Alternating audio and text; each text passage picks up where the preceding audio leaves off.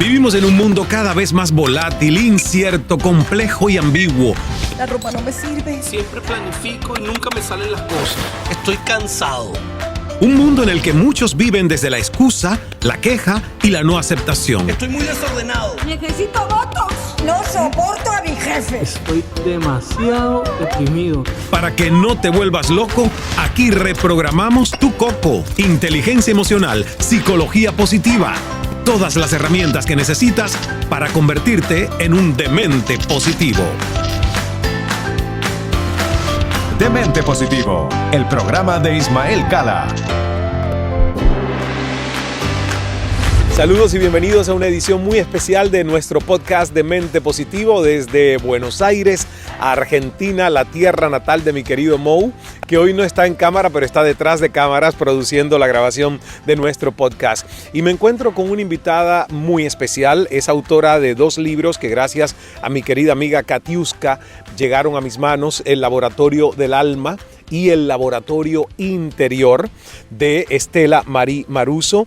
Estela, es un placer que nos recibas aquí en la sede de la Fundación Salud en Buenos Aires. Un gustazo poder hablar contigo y esparcir al mundo toda esta información que por más de 40 años tú has venido investigando. Y para nosotros y para mí una alegría inmensa tenerte aquí.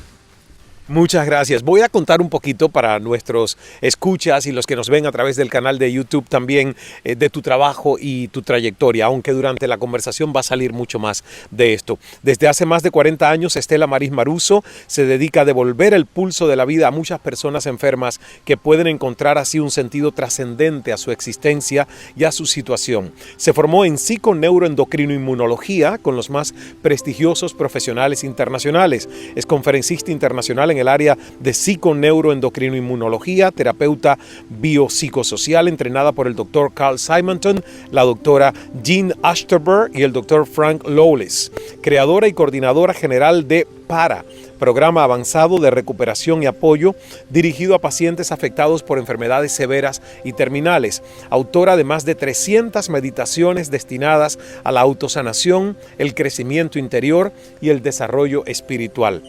Es fundadora y directora de la Fundación Salud en Buenos Aires. Desde hace más de 30 años acompaña a personas que atraviesan crisis severas en sus vidas como enfermedades terminales y pérdidas. Nombrada embajadora de paz, otorgada esta distinción por 1000 milenios de paz entre tantos otros reconocimientos. Y bueno, esto es solo un resumen de lo mucho que ha pasado por tu vida desde que decidiste dedicarte al servicio, ayudar a otras personas a encontrar su camino evolutivo y a transformar su vida. Yo quiero saber de dónde viene esa semilla, ese interés primario de tú dedicar tu vida a esto, porque tengo entendido que tú estudiaste otra cosa totalmente diferente. Totalmente diferente. En realidad fue por mi padre. Ajá. A papá le dieron un diagnóstico terminal. Papá iba a sobrevivir un par de meses nada más y bueno, sobrevivió 18 años. Al año se constató que él había hecho una remisión espontánea, algo que antes se llamaba un milagro. Y en realidad, conociendo a papá y conociendo todas aquellas cosas que pudimos hacer para que él pudiese vivir con intensidad y el tiempo que le quedaba, lo que vimos es que él no se fue, se quedó y realmente su cuerpo empezó a responder de una manera totalmente diferente. Yo era muy joven, por lo tanto de esto no conocía absolutamente nada, más que apoyarme en el amor increíble de mi viejo, ¿no?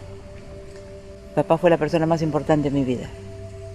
Lo fue y creo que lo seguirá siendo, ¿no? Pero no porque fue mi papá biológico, sino por el ser de mi papá, ¿no? Era un hombre que puso en acción aquellas cosas que después yo descubrí a través de toda esta gente maravillosa que me acompañó a darme cuenta que él lo había hecho. Él lo había hecho de una manera intuitiva, lo había hecho, y que la familia también cooperó para eso y que todos nos transformamos con la enfermedad de papá. O sea, él logró transformaciones increíbles, como por ejemplo no temerle a la muerte, poder responder con alegría a pesar de lo que le estaba pasando. Hoy sabemos biológicamente qué ocurre cuando una persona puede responder con alegría a pesar de lo que le puede estar pasando, ¿no?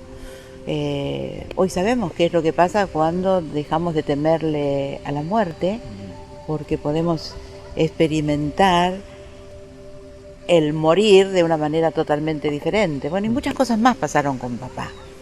Pero cuando se dio este milagro, que fue para mí lo más grande en mi vida, yo me dediqué a ver qué es lo que pasaba. Y ahí caminé bastante, buscando gente que trabajaba en la vanguardia de la ciencia y que podía demostrar algunas cosas, y yo también muy inquieta por ver cómo se podía verificar esos cambios y cómo esos cambios podían influenciar en el comportamiento de la biología. Así comenzó. Y en ese momento ya tú habías iniciado otro camino. ¿Estudiaste ciencias políticas? Sí, pero yo me dediqué a otra cosa, porque yo me dediqué a la inmobiliaria con mi esposo, con mi familia. Veníamos de ese trabajo. ¿Te imaginas lo que fue dar un salto total y absoluto? Mi hijo más pequeño recién había nacido, hoy tiene 41 años, así que pasó mucho tiempo. Pero bueno, toda esta gente me acompañó mucho, la doctora Kubler-Ross, yo estuve mucho tiempo con ella, o sea que incursioné mucho en el tema de la tanatología y poder ayudar al bien partir, ¿no? Dicho de otra manera, que las personas puedan vivir hasta partir o hasta morir, que también era muy interesante esto. Y bueno, a partir de ahí comenzamos a trabajar junto con el doctor Simonton, porque él había generado un programa de salud. Programas de apoyo, no programas de autoayuda, programas de apoyo. Así que con él aprendimos un montón. Y bueno, nos dio la patadita para decir esto lo tenemos que hacer también acá en Buenos Aires, porque se hacía solamente en Estados Unidos, en Santa Mónica, que él tenía su centro. Y bueno, aprendimos un montón y comenzamos a atender todas las necesidades insatisfechas por la persona. Nos dimos cuenta que el verdadero trabajo que podíamos hacer seriamente es ayudar también a la medicina, logrando que el paciente pueda movilizar todos sus recursos internos, que se sane. Pero el sanarse es un trabajo. La curación es algo que viene de afuera, la sanación es algo que surge de adentro. Y ahí destacamos y enfatizamos la necesidad que el paciente sea un participante en su proceso de recuperación. No es algo alternativo ni complementario trabajar la sanación. Es algo esencial, es vital, porque el paciente tiene que sostener su vida. Entonces, de acuerdo a cómo puede percibir lo que es una enfermedad que tiene que ver con el sistema de creencias, con la sociedad, con una enfermedad que para la medicina es incurable, pero eso no habla de la incurabilidad de un paciente. Eso ya estamos, no te voy a decir la palabra cansados, porque al contrario, estamos re felices, pero los vemos permanentemente. Hay personas que han aceptado el diagnóstico y no aceptaron el pronóstico y se dedicaron a vivir el tiempo que les quedaba, recuperando de verdad su dignidad o su integridad y haciendo cosas que de otra manera no hubiera hecho, y también la familia. Entonces surgió el PARA, que es Programa Avanzado de Recuperación y Apoyo, entre otras actividades que también desarrolla la Fundación. ¿Y qué se hace en ese Programa Avanzado de Recuperación y Apoyo? Porque aprenden las personas a movilizar todas las drogas endógenas que están disponibles para aumentar nuestro sistema de autorregulación. O sea que no se le dice a la persona que tiene que cambiar, sino el cómo cambiar. Pero lo que hace el PARA es actualizar mecanismos que son muy saludables, pero lograr una sinergia de acuerdo a las necesidades únicas de esa persona. Porque eso es lo que hemos aprendido en estos tantos años. No todas las personas tienen que hacer lo mismo. No todas las personas tienen que hacer lo mismo. Para lo cual tenemos que trabajar todos esos aspectos que tienen que ver con lo cognitivo, con lo emocional, con lo vincular, con lo físico, con lo inconsciente, con lo nutricional. Y no es que está en contra, pero de alguna manera puede mirar un poquito aquella cosa que se llama fanatismo, ¿no? Que pensar que con una sola cosa vamos a mejorar. Seguramente vamos a estar un poco mejor, pero lograr esta sinergia que le permita a la persona mejorar la calidad de vida, modificar la sobrevivencia, realzar la calidad de transición para la cual todos deberíamos estar preparados, y no solamente aquel que le dicen, no, mira que el tiempo puede ser corto, y por qué no inducir una remisión espontánea. Antes hablar de una remisión espontánea era una locura, solamente era adjudicada a la religión, ¿no? A como un poder milagros superior, como un milagro. Así es. Y en realidad yo estoy convencida que Dios está en la máquina. El cuerpo es maravilloso. El cuerpo es maravilloso. Lo que puede lograr el cuerpo, a mí me emociona hablar de este tema, porque realmente es increíble ese potencial que tenemos, pero por distintas circunstancias no se activa ese potencial. Entonces, desde que apareció en el año 73 la doctora Candice Pert, que es una persona que nos ha ayudado muchísimo, pero muchísimo en esta fundación, ha sido más que maestra también. Cuando ella descubre las moléculas de emoción, empezamos a descubrir que las emociones tienen un control muy claro sobre nuestra fisiología, cosa que hasta hace pocos años, vos lo tenés que saber, los psicólogos no tenían en cuenta las emociones para sus abordajes terapéuticos. Hoy sabemos que controla toda la fisiología, entonces no podemos dejar sin considerar la capacidad que tenemos para movilizar saludablemente los estados emocionales, para lo cual hay que aprender a autogestionar muy bien. Ese sería un aspecto que es muy importante. Pero en el año 74, 1974, el doctor Robert Eder, que también tuvimos la bendición de que nos apoyara y que nos visitara, descubrió, o es considerado, el padre de la psiconeuroendocrinoinmunología, que descubrió Eder que había 4 sistemas que estaban interrelacionados. El sistema psíquico, el sistema nervioso, el sistema endocrino y el sistema inmunológico. Y pudo demostrar que el sistema inmunológico podía condicionarse. Esto fue revolucionario, esto fue en el año 1974. Quiere decir que nuestro psiquismo dialoga permanentemente con nuestro sistema inmunológico. ¿Y cuál es ese diálogo? ¿Cuál es ese diálogo? ¿Es un diálogo saludable o es un diálogo que no construye salud? Hoy las neurociencias avanzaron mucho para poder demostrar el efecto que tiene un pensamiento en la expresión de los genes. El pensamiento no es una cosa separada, ¿no? Es algo muy importante. Te voy a hacer reír, ¿puedo? Claro, ¿Te por querés supuesto, reír? No, reírnos, sí. porque este tema es muy interesante. Hace poco escuché que un astronauta se encontró con un neurocirujano. Entonces el astronauta era ateo, el neurocirujano era creyente. Entonces le dijo el astronauta: yo cruzo el espacio y nunca vi un ángel. Y el neurocirujano le dijo: yo abro cabezas y nunca vi un pensamiento. Me encanta, No y fue es bueno, verdad. no Buenísimo, fue bueno, buenísimo. Bueno, nada tan importante como los pensamientos. Sí. Porque Y además que a mí me encanta el sentido del humor. ¿Sabes qué? Sí. Es algo que aprendí de una de las entrevistas que hice en CNN a un señor que ya tiene 96, Carlos Cruz Diez, un maestro del cinetismo, de las artes plásticas, y yo lo entrevisté cuando tenía 92, y tengo obsesión por la gente longeva, los casi centenarios o centenarios, y yo le pregunté, ¿cuál es el secreto? Los sabios, ¿no? Los sabios. Y él me dijo, el secreto es el humor, la alegría, la dicha, y me dice, desconfía del que no ría.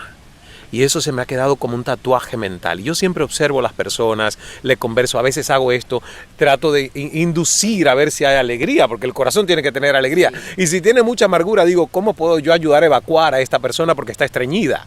¿No? De alma, de espíritu. Así que me encanta el reírnos. Yo escuché un chamán, fue un encuentro importante en el mundo científico y el mundo chamánico. Estaba allí la doctora Kubler-Ross, entonces...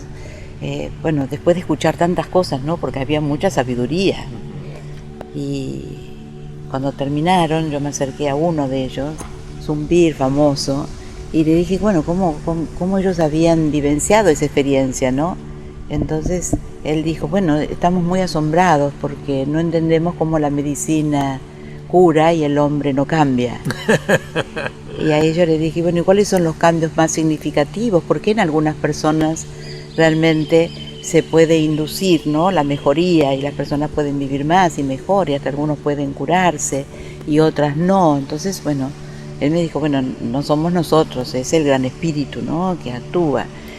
Y me dijo, pero para que el gran espíritu actúe hay 2 cosas que la persona tiene que conocer muy bien y actualizar. Uno es el amor y otro es el humor.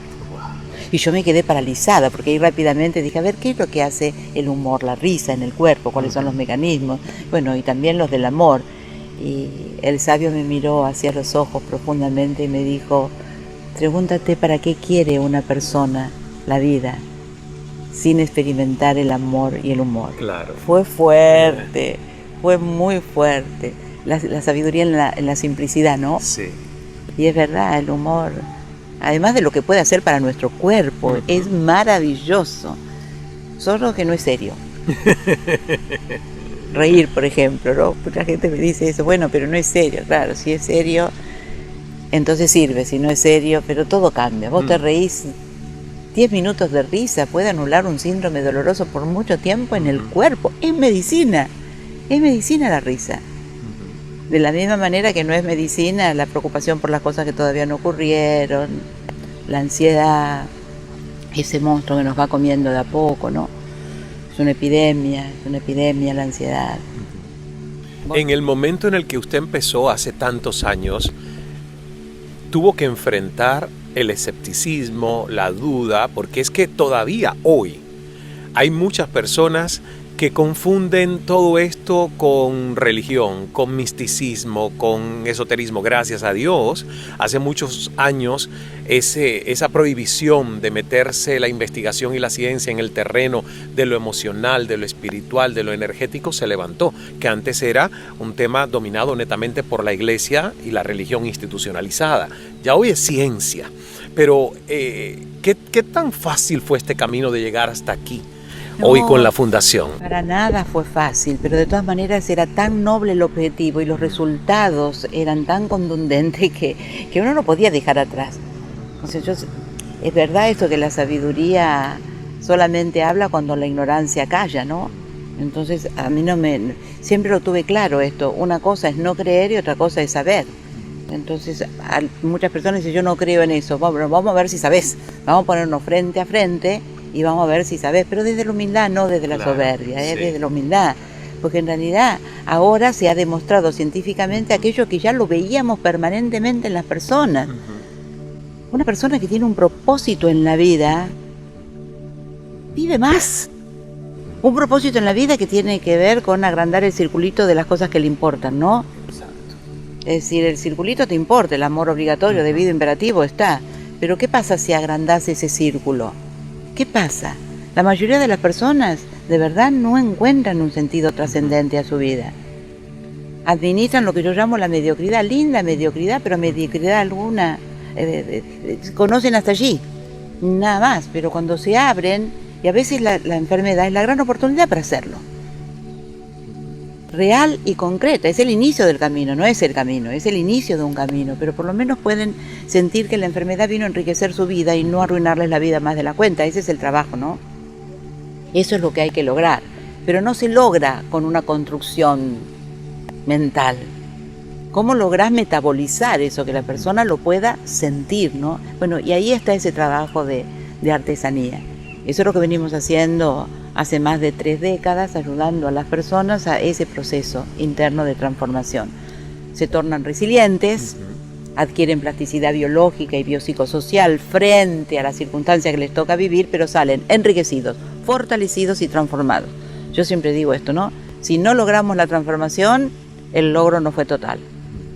¿Y cuánto tiempo le toca a una persona, digamos, porque cada persona es única, pero en las experiencias que has tenido de estos casos de alguien que viene, bueno, hay que separar, está el programa PARA y está el programa, o sea, PARA es para alguien que tiene una crisis severa de salud, ¿no? Que tiene una enfermedad como tal, no necesariamente. Puede venir alguien que no está enfermo y hacer PARA también. Mucha gente que tiene de todo y es infeliz, que cada vez necesita más y disfruta menos. Hay personas que realmente no tienen esa gran motivación, corren detrás de los deseos o las ilusiones y todo eso es sembrar en el desperdicio, van a cosechar en la carencia, vamos a cosechar en la carencia, si realmente no sentimos que el camino es por otro lugar, ¿no? Entonces las personas buscan cosas, buscan personas, y en realidad yo estoy convencida que acá no vinimos a buscar personas ni a encontrar personas, vinimos a hacernos preguntas que sean más trascendentes y que le den un sentido a la vida, ¿no? Entonces esto que puedan encontrar plenitud y sentido a la propia existencia, se le puede llamar milagro. Pero eso lo tienen que lograr interiormente. Yo siempre digo que no hay que motivar a un estúpido porque mi maestro me lo enseñó, porque el resultado sería un estúpido motivado. Eso está en el libro, eso está en el libro. Eso lo recuerdo del libro que me encantó. Claro. Y cuando hablamos de salud, ¿cuál es el concepto verdadero de salud? Porque en la mayoría de las personas salud es ausencia de enfermedades o de síntomas palpables. Pero ¿qué cosa es salud?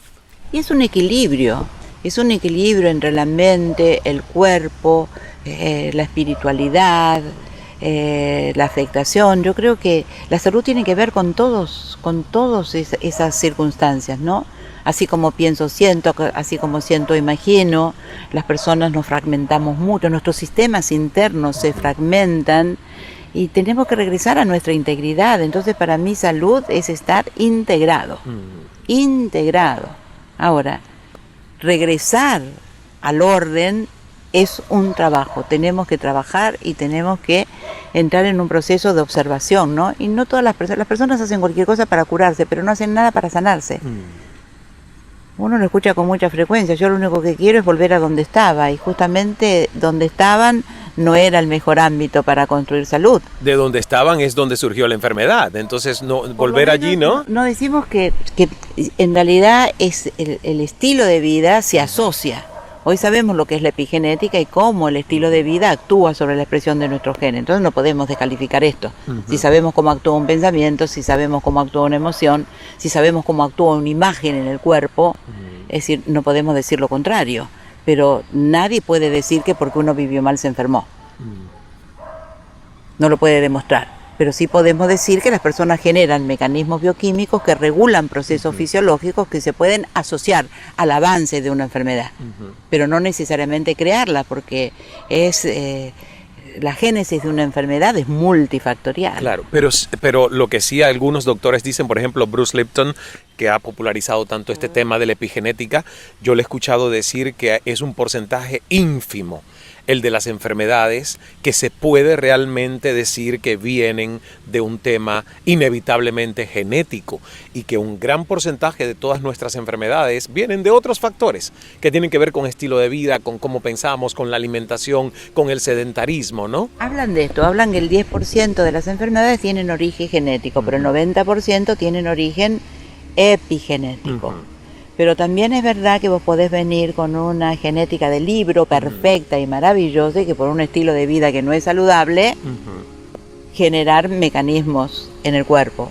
Pero también es cierto que muchas personas vinieron no con una genética de libro y sin embargo con un buen estilo de vida pueden no manifestarse las enfermedades contenidas en los genes. Esto también es real. Esto lo dicen los biólogos. Esto lo dicen los biólogos moleculares. Entonces, bueno, ¿cuál es un estilo de vida saludable? ¿Cuál es un estilo de vida saludable?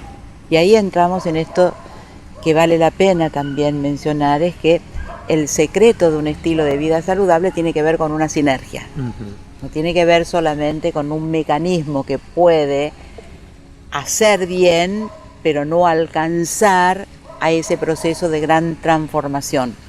Porque ¿cómo hacemos para que una persona que recibe un diagnóstico condenatorio no esté preocupado por las cosas que todavía no ocurrieron? Porque tiene que enfrentar ahora esa situación. Claro. No nos enseñaron a enfrentar esa situación. Yo digo siempre que la muerte es el problema, morir no, es en un segundo. Pero la muerte es el problema, todo lo que uno hace con la cabeza. Pero ¿cómo vive una persona que recibe este diagnóstico y el superior le baja el pulgar? Y además le dice la verdad. La verdad es que la medicina no tiene hasta ahora, o estamos esperando que aparezca un tratamiento eficaz para combatirla. Pero esto no habla de la incurabilidad de un paciente. Yo defiendo esto, no a muerte porque todavía estoy viva. No a muerte, pero en una expresión muy popular, yo digo, el partido termina cuando el referee tocó el pito, porque esto lo vimos acá. Mientras tanto hay vida, y si hay vida yo puedo hacer algo con esa vida, y de eso se trata.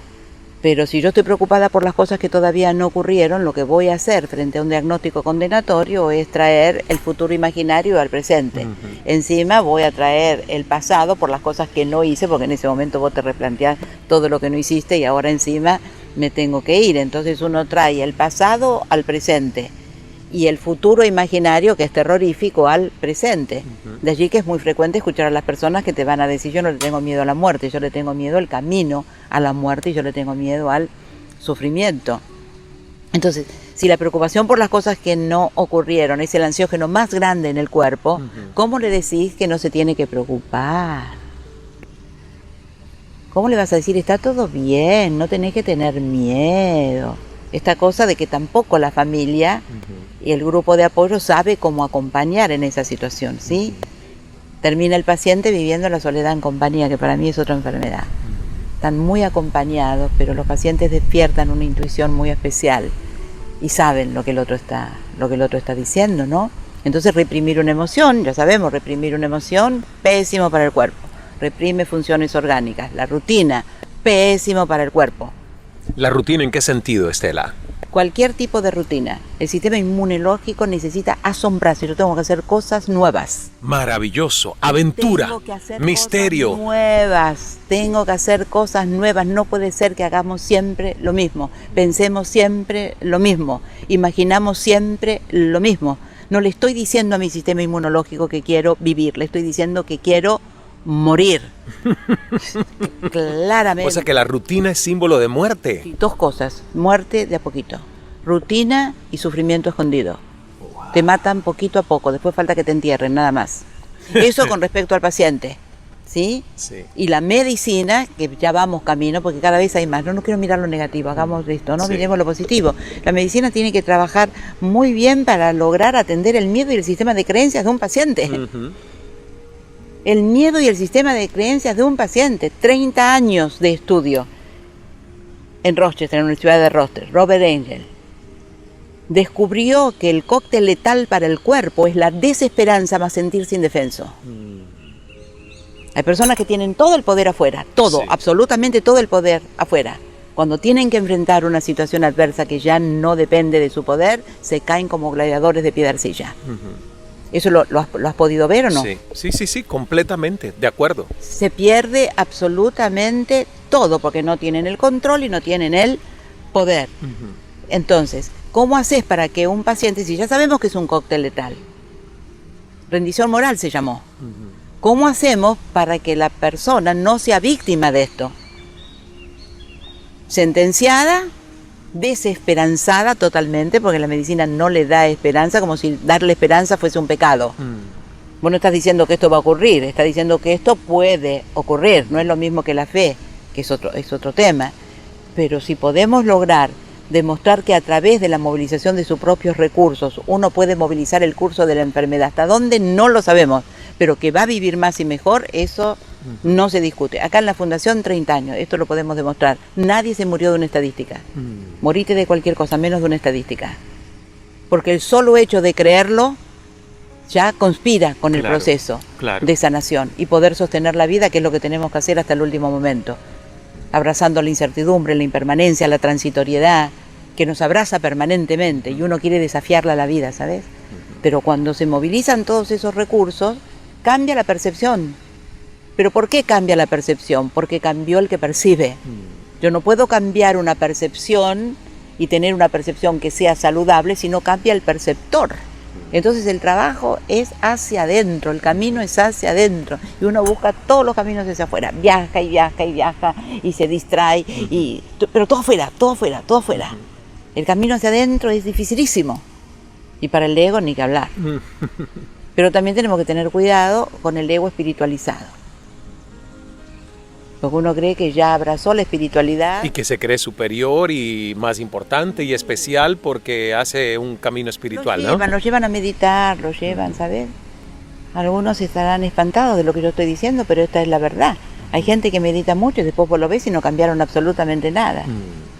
Están ahí en contacto con lo superior, pero después cuando regresan exactamente igual. Vos los mirás y decís, ¿qué cambió esta persona?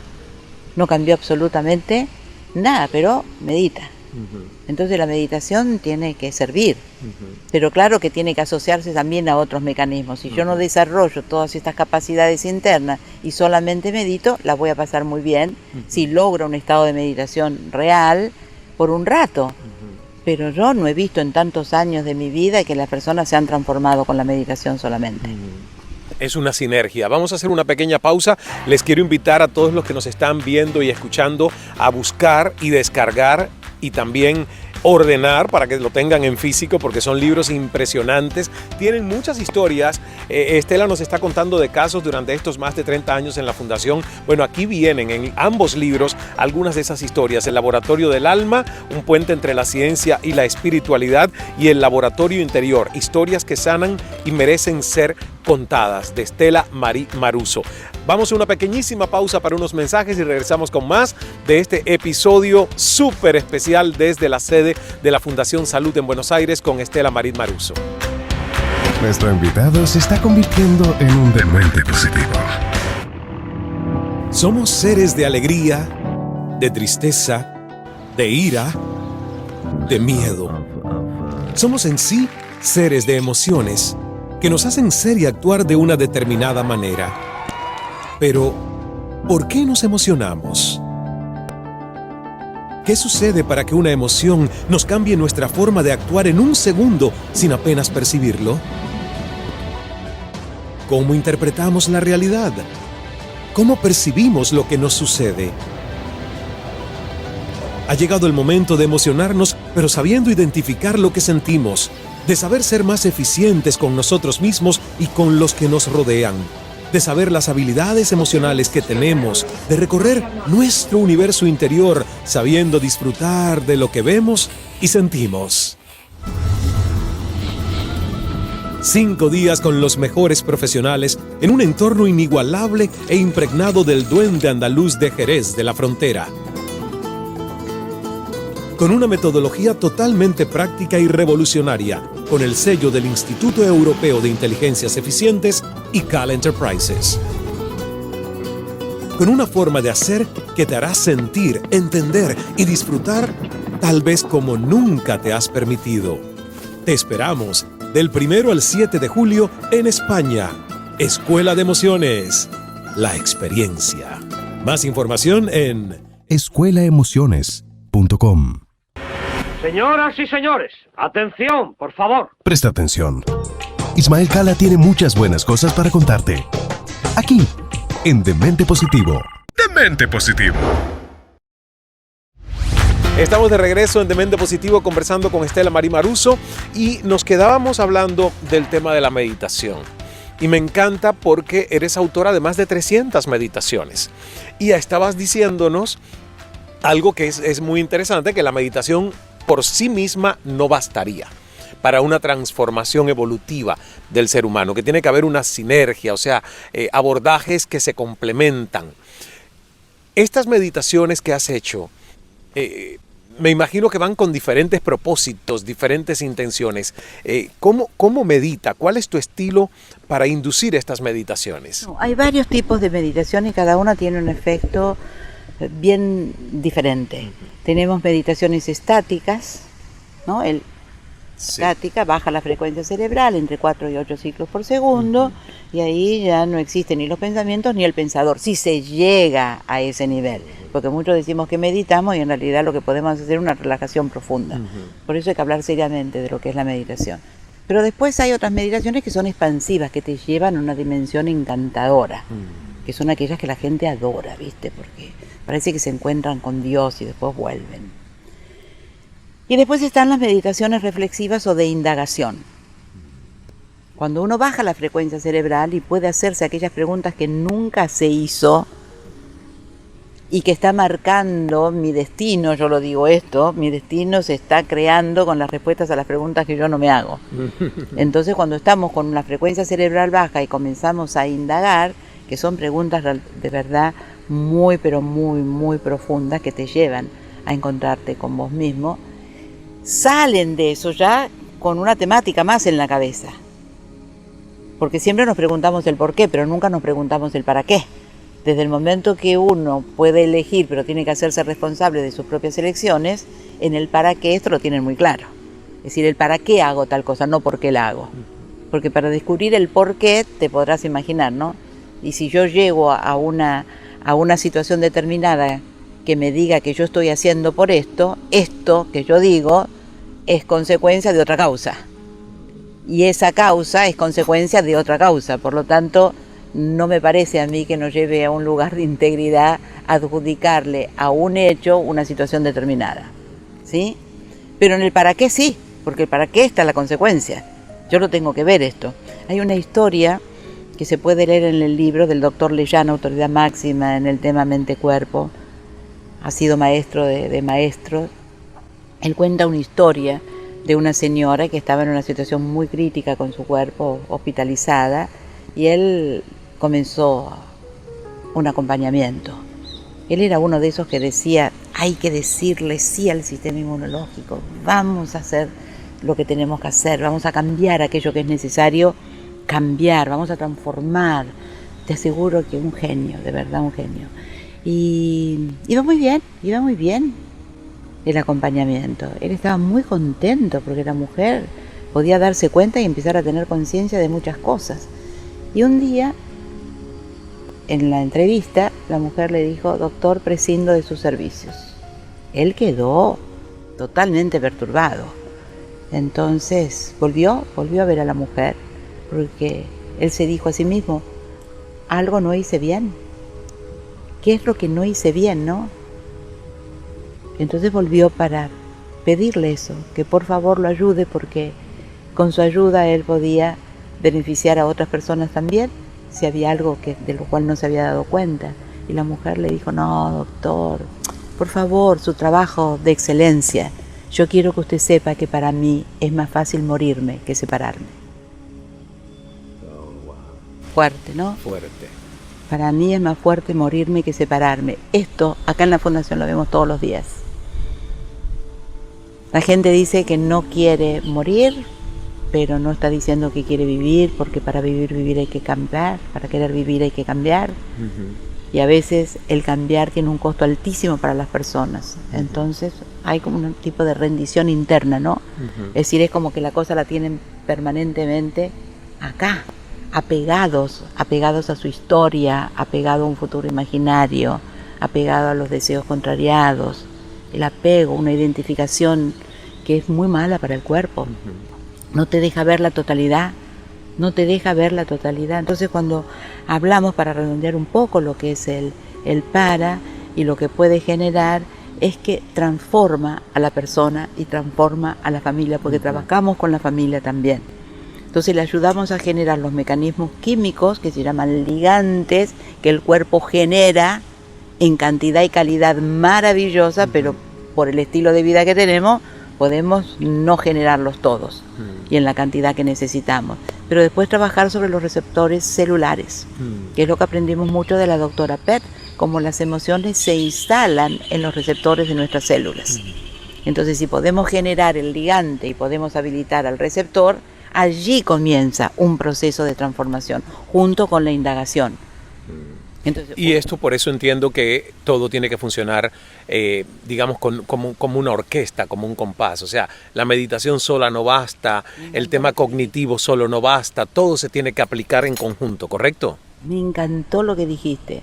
¿Sabe? Mira, esto tiene que ver con la doctora Pett. Ella dijo que dijo algo muy interesante, que la felicidad nunca puede ser un estado interno. Al revés, perdón, que nunca puede ser un estado externo, tiene que ser un estado endógeno. Uno siempre busca que pasen cosas para estar feliz, pero en realidad lo que te da es un buen estado de ánimo nada más, pero un buen estado de ánimo cambia en un segundo. Si te pasa algo bueno, esto es maravilloso y estoy feliz, pero después viene lo otro, es la vida. Cuando viene lo otro, ya no estás más feliz. Entonces ella dijo, la felicidad tiene que ser un estado endógeno. Si una persona aprende a generar toda esa farmacia interna que tenemos, la persona experimenta felicidad y es feliz, no está feliz. No confundir un estado del ser con un estado de ánimo, que siempre es reactivo. Entonces, pudimos aprender cómo se genera toda esa farmacopea y cuáles son. Ahí está el mecanismo de las drogas endógenas. Pero si generamos drogas endógenas, como puede generar la meditación, la risa, el baile, el ejercicio, y los receptores están ocupados con una historia de vida que está metabolizada y vos te identificás con esa historia y seguís con esa historia, esos ligantes se pierden porque no tienen dónde entrar. Yo te lo estoy poniendo en un lenguaje simple. De esto hay que hablar con mucha más complejidad, pero es así, en la simpleza es así. Si yo genero un ligante y el receptor está ocupado por un mecanismo antagonista, como es la rabia, el resentimiento, el rencor, la envidia, los celos, el miedo, el temor, la indefensión, la desesperación, no son estados mentales ni emocionales, son físicos. Están en el cuerpo y están instalados en las células. Son físicos, no se puede separar mente y cuerpo. Utilizamos mente y cuerpo para mostrar un mapa nada más, pero nada más que eso. Entonces, el para lo que va a hacer es utilizar los mecanismos que surjan del cuerpo, de la actividad del cuerpo, para llegar a la mente. Y vamos a utilizar mecanismos que surgen de la mente para que puedan llegar al cuerpo. Entonces, no es con la voluntad ni con las ganas que una persona se transforma. Es algo. Por supuesto que es mucho más que no querer hacer nada. Pero después tenés que tener las herramientas necesarias para poder hacerlo. Y el acompañamiento, ¿no? Porque esto es muy importante. Vas a hacer un curso desde la fundación que me estabas diciendo fuera de la grabación que va a ayudar a muchas personas y que tienes junto a tu conocimiento también a un científico, a un médico. Cuéntanos de ese curso y más o menos cuándo estará disponible. En realidad la necesidad de expandir esto con seriedad, comenzó con una investigación. Decidimos hacer una investigación que tenía que ver con la expresión de los genes. Nosotros queríamos demostrar qué es lo que pasaba con la expresión de los genes de una persona que trabajaba con su plan de salud personalizado. Ver claramente cómo esa transformación llegaba a la expresión génica, ¿sí? Esa investigación, bueno, terminó no prosperando como uno quisiera por la parte económica, porque los reactivos que tienen que utilizarse son extremadamente caros y esto no es un medicamento. Es muy difícil llevar a un ensayo clínico algo que no tenga que ver con una medicación, sino con un proceso de transformación. Ahora cambiamos el protocolo de investigación para llegar a otros indicadores que también pueden marcar la mejoría significativa en el rumbo de la enfermedad de las personas. Entonces, esa investigación está siendo ahora realizada. Pero lo más importante, que yo creo que es un poco el final, ¿no?, de una historia después de tantos años de trabajo y que también puede realzar el acompañamiento increíble de tantísimos profesionales y gente que están en la fundación, incondicionalmente desde luego, es hacer un curso dado por uno de los grandes profesionales de nuestro país, donde él va a hablar de la psiconeuroendocrinoinmunología, desde toda la fisiología. Es un hombre con un conocimiento impresionante y nosotros vamos a dar la praxis para que esto pueda expandirse, porque lo que realmente no hemos visto hasta ahora es alguien que pueda mostrar la sinergia, porque nos quedamos con cosas saludables y aplaudimos profundamente, pero no alcanza. La sinergia es el milagro. Es como generar un contraataque bioquímico, un tsunami bioquímico donde te pones delante de la enfermedad con todo el potencial verdadero, no con el que se puede y él se puede y él se puede, ¿no? Muchos lo saben esto. Se puede sábado y domingo y el lunes no se puede. Maravilloso, maravilloso conversar contigo. Sé que hay una, no sucursal, pero que hay una asociación que se generó también en Barcelona a raíz de tu trabajo y del trabajo de la Fundación Salud. Así que para mucha de la gente que nos está viendo y a lo mejor vive en Europa, se puede acercar a la asociación. Se llama Generar Salud. Asociación Generar Salud y está en Barcelona. Y está en Barcelona. Y tú vas 2 veces al año mínimo allá, ¿no? Yo voy 2 veces al año, sí, para hacer un para allá. Y bueno, y un grupo de gente maravilloso, divinos, que realmente te inspiran y te motivan permanentemente, asisten milagrosamente a esos resultados que se ven en esos pacientes. Así que una bendición. Es una bendición también conversar contigo, Estela María. En todos estos años, ¿hay algún caso?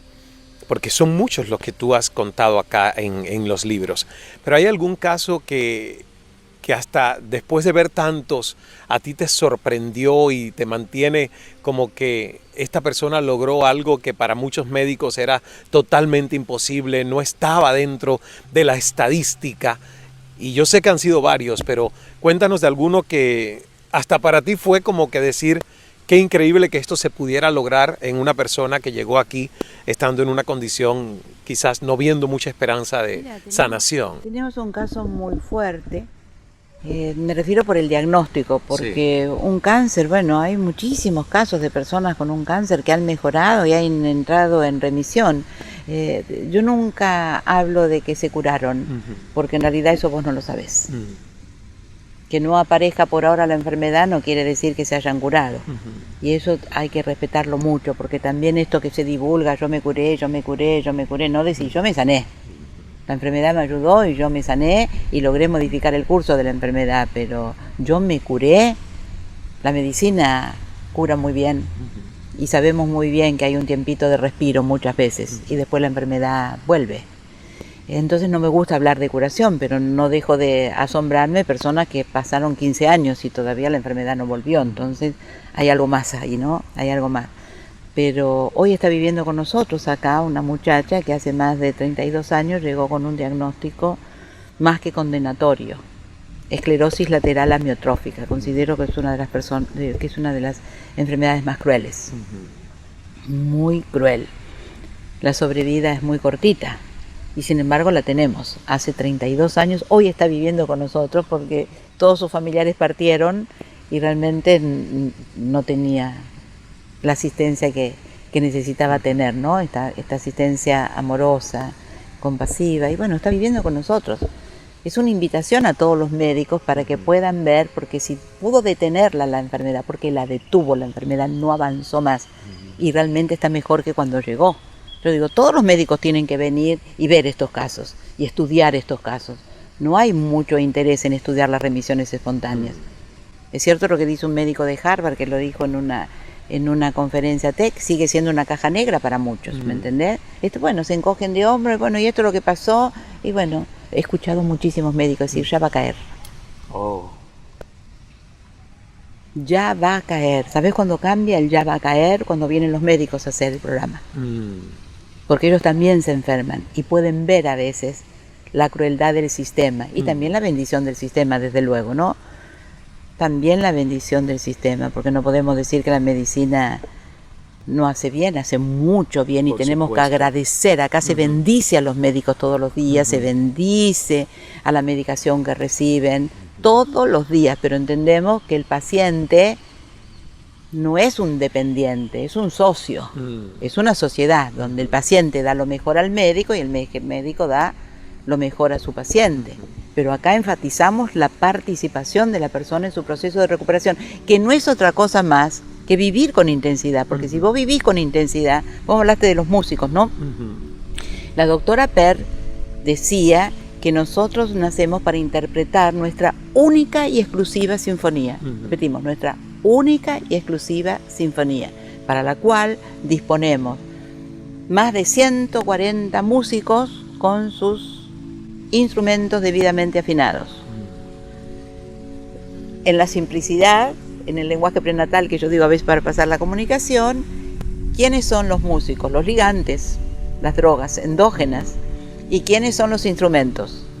Los receptores celulares, porque el efecto de las drogas endógenas es igual que el farmacológico, o sea, aparece la droga y impacta ¿dónde? En el receptor, y a partir de ahí entró en la célula y hace lo que tiene que hacer. Entonces, esto ocurre lo mismo con los estados internos, ¿no? Entonces, ¿qué es lo que me pasa? Si yo aprendo a generar esos ligantes que serían, los músicos están disponibles fuera de algunas situaciones muy especiales, con alguna disfunción o algún desequilibrio serio en nuestra biología, que es mínima. Los músicos están disponibles para nosotros, pero vos tenés que sembrar la semilla para que Dios haga el árbol, el misterio. Sembrar la semilla. Muy bien, ahí está. Pero ¿qué es lo que pasa si no están los músicos, los instrumentos? Podés ser eximio, pero ¿y si el instrumento no está? Bueno, ahora, vamos a imaginar que tenemos muy buenos instrumentos, pero no aparecen los músicos, la sinfonía no aparece. Para mí la sinfonía, ¿sabes lo que es? Las canciones que todavía hay para cantar. Las personas piensan que ya no hay más canciones para cantar. Y cuando le preguntás, bueno, pensá que en 6 meses tenés que irte de este mundo. Pero seguro 6 meses, no por la enfermedad, en 6 meses. ¿Cómo vivirías esos 6 meses? ¿Es una pregunta para mí? ¿Es una pregunta para vos? ¿Es una pregunta para que los escuchan? ¿Qué harías en esos 6 meses? Sabiendo que ya te tenés que ir. Es decir, uno valora las cosas cuando las pierde. Así es. ¿Es así o no? Así es. Hay un libro de una enfermera que siempre se me olvida su nombre, pero que son como los 5 arrepentimientos de las personas que están... Lo que no vivieron, nunca se van a arrepentir por lo que vivieron, no por lo que no exactamente. Lo que no se permitieron vivir, lo que no se permitieron experimentar, siempre por el miedo a... Yo, cuando profundizamos estos temas acá en la Fundación, yo digo, yo no hice muchas cosas por miedo a perder algo. Pero eso que yo temía perder no me daba felicidad. Me podía dar cierta tranquilidad, pero nunca felicidad, ¿no? Sí, es así. Uno aprende mucho, acompañando al partir uno aprende mucho. Y es tan importante aprender a vivir como también aprender a partir o a morir, pero uno va a morir como vivió. Por eso tiene que encontrarse. Yo digo que el encuentro con uno mismo es sagrado, ¿viste?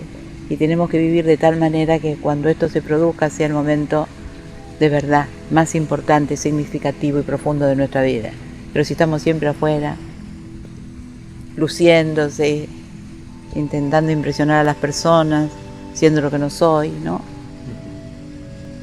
Porque necesito sacar algo de la vida, esa negociación que hacemos con la vida, pero cuando se te va la vida.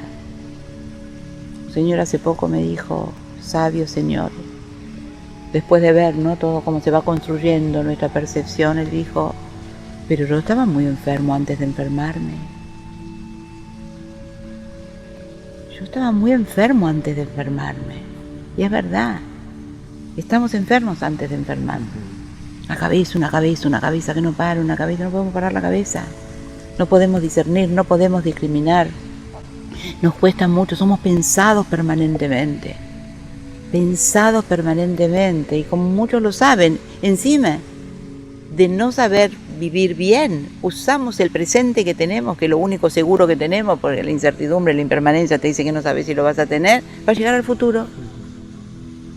¿Es así o no? Así es. ¿Te imaginas, pobrecitos, los que están atravesando un diagnóstico condenatorio? ¿Cómo viven? Entonces ya empezaron a morir. Yo digo que el sistema inmunológico es el único que sabe cuándo nos vamos a morir, porque se murió primero. No lo asombramos más. Hoy sabemos que cualquier experiencia enriquecedora, cualquier experiencia innovadora, que me enriquezca no el bolsillo, que me enriquezca como ser humano, y nueva, pone en actividad la neuroplasticidad del cerebro. Y esa neuroplasticidad va a actuar en la expresión de nuestros genes. Ya se sabe esto. ¿Cuánto hace que yo dejé de hacer cosas nuevas y cosas que me enriquezcan? ¿Cuánto hace? Buena pregunta. Buena pregunta para todos los que nos están viendo. Pudiéramos estar conversando 5 horas con Estela Marie Maruso. De hecho, yo tengo ya una idea y te voy a lanzar esa idea porque el otro día estaba pensando y digo, de todos los eventos que hemos hecho para transmitir a través de invitados toda esta, digamos, área de sanación, de transformación, hay uno que no está, digamos, todavía en realidad, que es el de la salud. Un evento para hablar de salud, de sanación, de transformación. Y quiero que el próximo año nosotros hagamos ese evento y que tú nos pudieras acompañar. Nos puedas acompañar para hablar de toda esta experiencia, de tus años de trabajo con las personas, tanto los pacientes en crisis de salud severas como otros que vienen buscando un camino de evolución y elevación un poco en busca de la felicidad y la plenitud. Así que yo estoy seguro que nos vamos a ver muchas más veces, Estela. Qué bueno, me encantó dialogar contigo. Muchas gracias. ¿Dónde pueden encontrar información sobre la Fundación? ¿Hay un Facebook, una página web? Sí, ahí está el Facebook y está también la página, que es www.fundacionsalud.org.ar. Perfecto, www.fundacionsalud.org.ar de Argentina. Y les recuerdo los 2 libros de Estela Marí Maruso, El Laboratorio del Alma y El Laboratorio Interior. Por favor, cómprenselo. Además son libros muy bien escritos, maravillosas historias. Los consulto, los he subrayado porque yo hago lectura rápida con bolígrafo y subrayo. Así que los tengo que parece que tienen sarampión, pero están saludables de tantas marquitas que tienen. Seas bendecido siempre porque poder transmitir estas experiencias, estas informaciones realmente pueden ayudar a mucha gente a sentir que siempre hay algo más para hacer. Y en esa búsqueda de aventura y de variedad positiva para el cerebro, por eso este podcast le hemos puesto Demente Positivo. Muy bien. Porque yo quiero que la demencia no sea una patología, sino que la demencia sea eso, una búsqueda consciente de encontrarse uno mismo, de saber cómo hacerse mejores preguntas, de tener una vida llena de propósitos, pero propósitos realmente de expansión, altruistas, de servicio. Y cuando uno tiene eso que en Japón le llaman el Ikigai, que es ese propósito, esa misión de vida, estoy seguro que hay muchos años de salud. Muchos, ¿sabes por qué? ¿Por qué? Porque lo dijeron los científicos, y esto es muy interesante. Esta investigación tiene poco tiempo, 2 años, no sé si ya estaríamos en 3, pero pudieron descubrir que aquellas personas que tenían un propósito en la vida, que se donaban a través del amor, la creatividad o el servicio, a la larga generaban mecanismos internos que activaban genes cuyo resultado era procesos antiinflamatorios para el cuerpo. Y aquellos que solamente son hedonistas, a la larga generaban mecanismos inflamatorios para con el cuerpo. Por eso uno de mis sueñitos es que el médico, además de prescribirte, ¿no?, lo que es necesario, que te ponga, haga obritas de bien. Es capaz que lo hacemos más.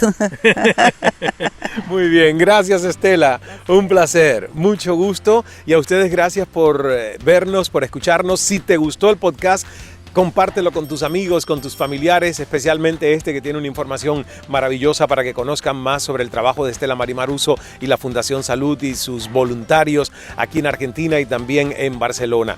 Y bueno, también, por supuesto, suscríbete a nuestro canal de YouTube para que cada semana te llegue la notificación con el nuevo episodio en video, no solo en audio, de Demente Positivo. Me despido como siempre desde Buenos Aires, esta vez Mo, que está ahí en esa cámara detrás, su tierra natal, diciendo ese mantra que para mí es una conexión con esa conciencia superior. Dios es amor, hágase el milagro. Hasta la próxima. Para que no te vuelvas loco, aquí Programamos el coco. ¿Quieres? Demente Positivo.